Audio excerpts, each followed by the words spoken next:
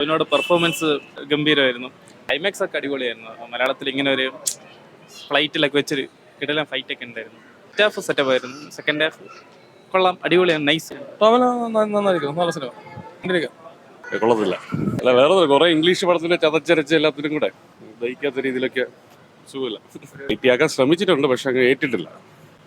കുറെ ജോണർ എടുത്ത് ഒരുമിച്ച് മിക്സ് ചെയ്തതിന്റെ ഒരു പ്രശ്നമുണ്ട്. ആക്ഷനും ത്രില്ലറും എല്ലാം കൂടെ എടുത്ത്.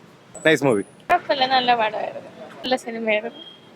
കുഴപ്പമില്ലായിരുന്നു. എനിക്ക് യൂഷ്വലി കാണുന്ന സിനിമയൊക്കെ ഇഷ്ടപ്പെടും. സോ ഇറ്റ് വാസ് ഗുഡ്, കണ്ടിരിക്കാം.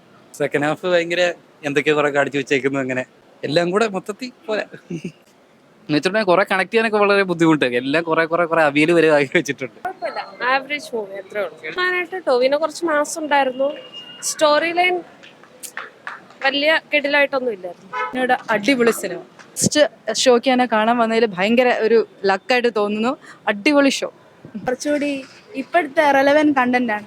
വേറെയായിട്ട് ത്രില്ലർ, ആക്ഷൻ ത്രില്ലറാണ്. അപ്പം ഇപ്പോഴത്തെ റെലവൻറ്റ് കണ്ടന്റ്സ് കുറേ ഉണ്ട് അതിനകത്ത്. പിന്നെ ഒരു ഫീൽ ഗുഡ് മൂവിയാണ്.